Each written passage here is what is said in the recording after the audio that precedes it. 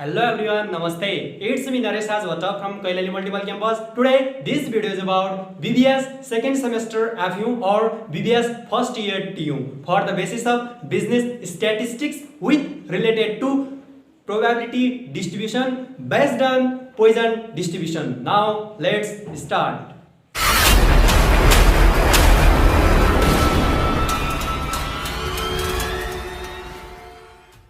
Poison डिस्ट्रिब्युसनमा चाहिँ हामीले के बुझ्नुपर्छ भने सबभन्दा पहिला यो पोइजन डिस्ट्रिब्युसनको फर्मुला बुझ्नुपर्छ। यो फर्मुला बुझ्नुभन्दा अगाडि योभन्दा अगाडिको भिडियोमा मैले के भनेको थिएँ भने जुन बाइनोमियल डिस्ट्रिब्युसनको बारेमा पढेका थियौं त्यहाँ चाहिँ type at least at most exactly दिएको बेला क्वेशनले दिएको जुन रिक्वायरमेन्ट मागेको सोधेको हुन्थ्यो त्यो दिएको कन्डिसनमा के गर्ने हो त्यही कुरा चाहिँ यहाँ हुन्छ। जस्ट यहाँ चाहिँ फर्मुला मात्रै के हुन्छ डिफरेन्ट हुन्छ। यहाँ चाहिँ पोइजन डिस्ट्रिब्युसन अन्तर्गत प्रोबेबिलिटी x इक्वल टु हाम्रो फर्मुला हुन्छ e को पावर माइनस ल्याम्डा, ल्याम्डा को power x divide by x factorial हुन्छ। हामी बाइनोमियल डिस्ट्रिब्युसन अन्तर्गत पढिराखेको बेला के हुन्थ्यो त हाम्रो formula probability x equal to ncx p को पावर x q को पावर n माइनस x हुन्थ्यो। तर अहिले हामी पोइजन डिस्ट्रिब्युसनमा आधारित भएर पढिरहेका छौं। त्यसैले यहाँ चाहिँ के हुन्छ e को पावर माइनस ल्याम्डा, ल्याम्डा को power x divided by x factorial हुन्छ। x भनेको वेयर x भनेको 0 1 2 3 देखि इन्फाइनाइट सम्म हुन्छ। x को भ्यालु इन्फाइनाइट हुन्छ। सो अब यहाँ के गर्ने त भन्दाखेरि जस्तो क्वेशनले हामीलाई दियो at least at most greater than less than त्यो त हामीले अगाडिको भिडियोमा मजाले बुझेका थियौं। यो चाहिँ तपाई डिस्क्रिप्सनमा पनि पाउन सक्नुहुन्छ यो भिडियो है त, अथवा तपाईले चाहिँ सर्च गर्नुभयो भने पनि भेट्न सक्नुहुन्छ। सो यहाँ चाहिँ के बुझ्ने त भन्दाखेरि जस्ट फर्मुला मात्रै बुझ्ने probability x equal to e को पावर माइनस ल्याम्डा, ल्याम्डा को power x divided by x factorial है त। अब चाहिँ हामीले यहाँ चाहिँ के गर्नुपर्छ भने ल्याम्डालाई मात्र हामीले छान्न जान्नु पर्यो। जुन यो ल्याम्डा छ यो ल्याम्डाको भ्यालु मात्र हामीले फाइन्ड आउट गर्न सक्यो भने चाहिँ यो च्याप्टर चाहिँ झन् सजिलो छ। जस्ट बाइनोमियल डिस्ट्रिब्युसनको भिडियो चाहिँ तपाई चाहिँ एकचोटी हेर्नु होला। यससँग एउटा क्वेशन रहेको छ र यो क्वेशनलाई चाहिँ अब हामी इन डिटेल सोलुसन गर्ने छौं। On an average 4 customers arrive at a grocery store in every 5 minutes। भनेपछि अब तपाई एउटा के कुरा नोट गर्नु होला भने जुन यो एभरेज भनेर दिएको छ, एभरेज भनेको चाहिँ यहाँ के हुन्छ ल्याम्डा हुन्छ। याद गर्नुस् एभरेज भनेको के हुन्छ ल्याम्डा हुन्छ। अब हामीले ल्याम्डा चाहिँ फाइन्ड आउट गर्यौं है त। यसरी ल्याम्डा तपाईले फाइन्ड आउट गरिसकेपछि अगाडि क्वेशनले के भन्छ त भन्दाखेरि find the probabilities that there will be भनेर चाहिँ अब हामीलाई चाहिँ क्वेशनले चाहिँ रिक्वायरमेन्टमा माग्यो। अब ल्याम्डा हामीलाई यहाँ पोइजन डिस्ट्रिब्युसनको क्वेशन गर्दाखेरि हामीले जान्नुपर्ने नै मेन कुरा के हो त ल्याम्डालाई चाहिँ फाइन्ड आउट गर्नु हो। सो अब चाहिँ सोलुसनमा जाउँ है त। सो सोलुसनमा जाउँ। सबभन्दा पहिला गिवन लेखौं।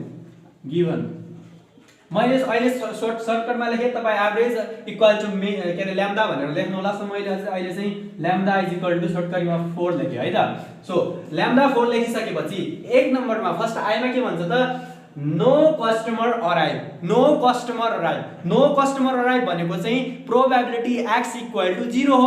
त्यसैगरी नो एनी नन भन्यो भने याद गर्नुस् है नो कस्टमर नन भन्यो भने यति बेला प्रोबेबिलिटी x इक्वल टु 0 हुन्छ। याद गर्नुस् है नो कस्टमर भने पनि नन भने पनि प्रोबेबिलिटी x इक्वल टु 0 हुन्छ। त्यसैगरी प्रो एक्ज्याक्टली भन्यो भने अर्थात 5 कस्टमर अराइभ यसरी तोक्छ एक्ज्याक्टली भन्छ भने त्यति बेला प्रोबेबिलिटी x इक्वल टु 5 हुन्छ। एट लिस्ट एट मोस्ट को कन्डिसनमा के हुन्छ अब हामी यहाँ क्वेशन सोलुसन गर्दा नै डिस्कस गर्ने छौं। ल्याम्डा दिएको छ। अब ए नम्बरमा जाउँ। फर्स्टमा no customer arrive, probability no customers arrive यो भनेको के हो त प्रोबेबिलिटी x इक्वल टु 0 हो। अब वी हैव हामीलाई थाहा छ के थाहा छ त प्रोबेबिलिटी x इक्वल टु हाम्रो फर्मुला के हुन्छ e को पावर माइनस ल्याम्डा, ल्याम्डा को power x divided by x factorial हुन्छ। वेयर x इक्वल टु 0 1 2 3 4 देखि के हुन्छ इन्फाइनाइट सम्म हुन्छ। भ्यालु फाइन्ड आउट गर्नुपर्ने छ। सो अब हामी भ्यालु प्लेस गरौँ। e को पावर माइनस ल्याम्डा, e को पावर माइनस ल्याम्डा को भ्यालु कति छ हेर्नुस् ल्याम्डा को भ्यालु 4 छ। त्यसैगरी ल्याम्डा भनेको 4 को पावर x भनेको कति हो त 0 हो। किन 0 नो कस्टमर नै छैन 0 सो पावर 0 डिवाइडेड बाइ 0 को पावर अब x फ्याक्टोरियल भनेको 0 फ्याक्टोरियल गर्ने। अब यसलाई क्याल्कुलेसन गर्नुहुन्छ भने अब हाम्रो आन्सर फाइनली कति आउँछ त भने e को पावर -4 क्याल्कुलेटरमा के गर्नु होला भने हामीलाई साइन्टिफिक क्याल्कुलेटरमा सबै यो चाहिँ हामी क्याल्कुलेसन गर्न सक्छौं। कसरी त भन्दाखेरि क्याल्कुलेटरमा दिएको हुन्छ शिफ्ट सहित e थिच्नु भयो भने र त्यहाँ चाहिँ माइनस गर्नु भयो भने र पावर चाहिँ 4 हाल्नु भयो भने त्यसको भ्यालु आउँछ र त्यो भ्यालुलाई चाहिँ 4 को पावर 0 भनेको 1 हुन्छ डिवाइड बाइ 0 फ्याक्टोरियल भनेको 1 आउँछ र यसको आन्सर चाहिँ फाइनली कति आउँछ भने ए नम्बरको आन्सर 0.0183 आयो। अब बी नम्बरमा जान्छौं। बी नम्बरमा भनेको छ probability exactly two customers arrive. ल प्रोबेबिलिटी एक्ज्याक्टली टु भन्यो भने प्रोबेबिलिटी x = 2 भनेको एक्ज्याक्टली भन्छ भने 2 यहाँ 3 हुन्थ्यो भने x = 3 सो प्रोबेबिलिटी x = 3 2 अहिलेको कन्डिसनमा है ल। अब हियर अब हामी फर्मुला लगाइदियौ। फर्मुला चाहिँ हाम्रो यही फर्मुला हुन्छ सबैमा प्रोबेबिलिटी x = e को पावर माइनस लैम्डा को power x divide by x factorial where x = 0 1 2 3 4 देखि इन्फाइनाइट सम्म हुन्छ है ल। यो कुरा चाहिँ तपाई बुझ्नु होला। त्यसपछि अब हामी यहाँ भ्यालु प्लेस गरौ e को पावर माइनस लैम्डा भनेको कति हो त 4 हो 4 डिवाइड बाइ सरी e को पावर -4 4 को पावर कति त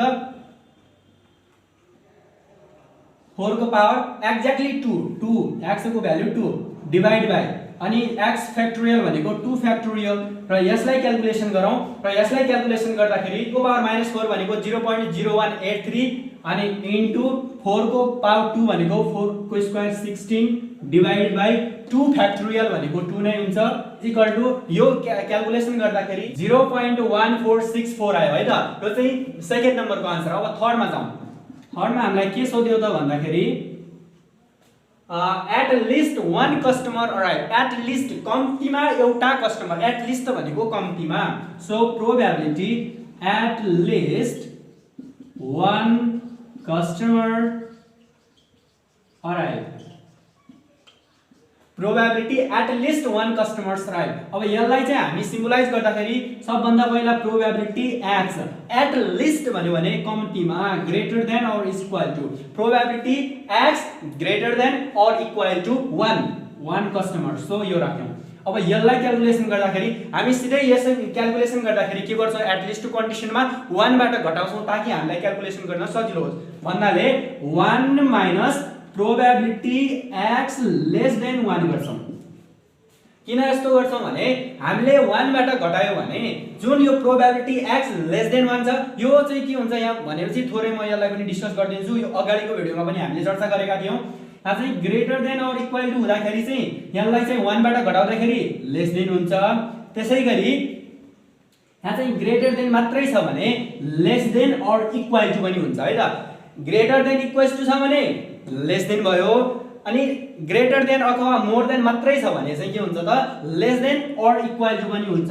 र एउटा कुरा के बुझ्ने यो इक्वल टु छ भने यो इक्वल टु पनि छ भने त्यति बेला हामी यहाँ 1 छ भने 1 सम्म राख्छौं अनि 2 छ भने 2 सम्म राख्छौं। के को भ्यालु x को भ्यालु। मैले के भन्न खोजेको हो भने x को भ्यालु राख्दाखेरि यदि less than or equal to छ भने जस्तो less than or equal to 1 छ भने हामी 0.1 राख्छौं 1 पॉइंट राख्छौं। तर यहाँ चाहिँ यो लेस देन छैन यहाँ यो कन्डिसनमा लेस देन छैन तर 1 छ भने हामी के गर्छौं प्रोबेबिलिटी x इक्वल टु के गर्छौं 0 मात्रै राख्छौं 1 चाहिँ राख्दैनौं है त।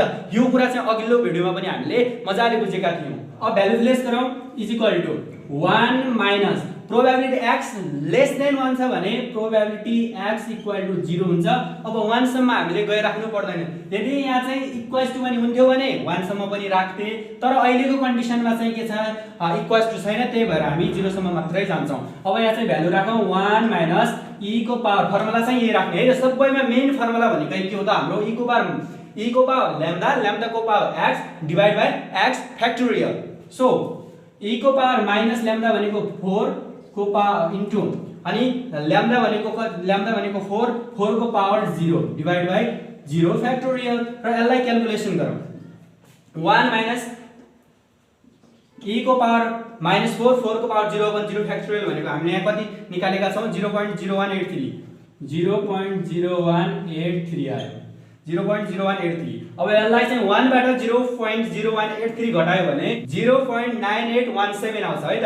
यो चाहिँ के को भ्यालु आयो, एट लिस्ट 1 कस्टमर्स अराइभ भन्यो भने चाहिँ हामीले यसरी गर्नुपर्ने रहेछ। अब 1 को पनि सक्यो, 2 को पनि भयो, 3 को पनि भयो र 4 मा के सोध्छ भने at most 4 customers arrive. At most भन्यो भने एट लिस्ट कम्तीमा, एट मोस्ट बढीमा। सो अब चाहिँ हामी 4 नम्बरमा जान्छौँ। 4 नम्बरमा probability at most 4 customers arrive. Probability x less than or equal to 4. At most भन्यो भने x less than or equals to 4 हुन्छ। एउटा कुरा के बुझ्ने, नो कस्टमर अथवा नन भन्यो भने 0 हुन्छ, प्रोबेबिलिटी x इक्वल टु 0। त्यसैगरी एट लिस्ट भन्यो भने यो साइन चाहिँ तपाईले थाहा पाउनै पर्छ है त। एट लिस्ट भन्यो भने probability x greater than or equal to, अब जति दिएको छ जस्तै एट लिस्ट 2 भन्यो भने यहाँ चाहिँ 2। त्यसैगरी एट मोस्ट भन्यो भने probability x less than or equal to 2, यहाँ चाहिँ एट मोस्ट 2 भन्यो भने यहाँ 2 3 4 जति पनि क्वेशनले दिन सक्छ। अनि greater than or more than छ भन्यो भने मोर देन 3 जति पनि हुन सक्छ। यो कन्डिसनमा probability x greater than more than छ भने ग्रेटर देन 3। त्यसैगरी लेस देन 4 छ अथवा 2 जति पनि हुन सक्छ। यो कन्डिसनमा प्रोबेबिलिटी x लेस देन भन्यो भने लेस देन 4 हुन्छ। हो तपाईले यो साइन चाहिँ थाहा पाइराख्नु पर्छ है त। के नो कस्टमर, नन भन्यो भने प्रोबेबिलिटी x इक्वल टु 0 हुन्छ, अथवा एक्ज्याक्टली पनि है त, EXACTL एक्ज्याक्टली 2 भन्यो भने प्रोबेबिलिटी x इक्वल टु 2 हुन्छ।